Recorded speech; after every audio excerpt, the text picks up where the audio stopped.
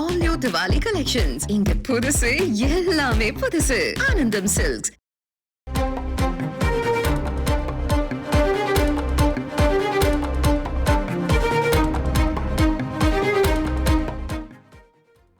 சென்னை உயர்நீதிமன்ற உத்தரவின்படி நடிகர் கவுண்டமணியின் நிலம் அவரிடம் ஒப்படைக்கப்பட்டிருக்கிறது. இது தொடர்பான மேலதிக தகவலை செய்தியாளர் சுரேஷ் வழங்க கேட்போம். சுரேஷ் வணக்கம். இது தொடர்பான விவரங்களை பதிவு பண்ணலாம். சுரேஷ் வணக்கம். சென்னை கோடம்பாக்கம் ஆற்காடு சாலையில் நடிகர் கவுண்டமணி 1996 நளினிபாய் என்பவருக்கு சொந்தமான நிலத்தை வாங்கினார்.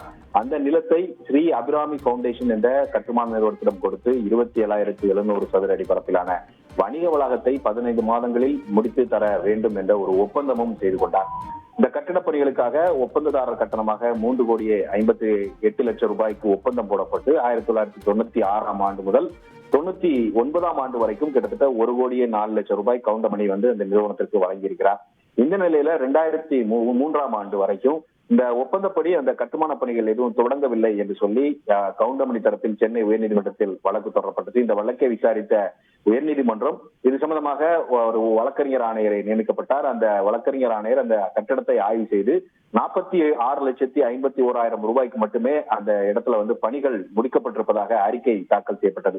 இந்த அறிக்கையை சுட்டிக்காட்டி இந்த கட்டுமான பணிகளை முழுமையாக முடித்துவிட்டு பணம் தராவிட்டால் தான் அதை கேட்க முடியும் என்றும், முடித்த பணிகளுடன் ஒப்பிடும்போது 63 லட்சம் ரூபாய் அதிகமாகவே நடிகர் கவுண்டமணியிடம் கட்டுமான நிறுவனம் பெற்றிருப்பதாக கூறி அந்த கவுண்டமணியிடம் இருந்து பெற்ற 5 கிரவுண்டு 454 சதுர அடி நிலத்தை மீண்டும் அவரிடம் ஒப்படைக்க வேண்டும் என்று 2008 முதல் 2008 ஆகஸ்ட் முதல் ஒவ்வொரு மாதத்திற்கும் 1 லட்சம் ரூபாய் இழப்பீடு வழங்க வேண்டும் என்று கவுண்டமணிக்கு வழங்க வேண்டும் என்று தனி நீதிபதி உத்தரவு பிறப்பித்தார். இந்த தனி நீதிபதியுடைய உத்தரவை எதிர்த்து தனியார் கட்டுமான நிறுவனம் தரப்புல 2021 உயர்நீதிமன்றத்தில் மேல்முறையீடு செய்யப்பட்டது.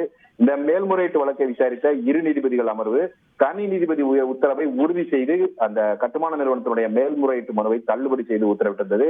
இந்த உத்தரவை எதிர்த்து தாக்கல் செய்யப்பட்ட வழக்கை உச்சநீதிமன்றமும் சமீபத்தில் தள்ளுபடி செய்திருந்தது. இதன் அடிப்படையில் நடிகர் கவுண்டமணிக்கு சொந்தமான அந்த நிலமானது இன்றைக்கு அவரிடம் ஒப்படைக்கப்பட்டிருக்கிறது என்பது குறிப்பிடத்தக்கது. விரிவான விவரங்களுக்கு நன்றி Suresh. All new Diwali collections. இங்க புதுசு எல்லாமே புதுசு. ஆனந்தம் சில்க்ஸ்.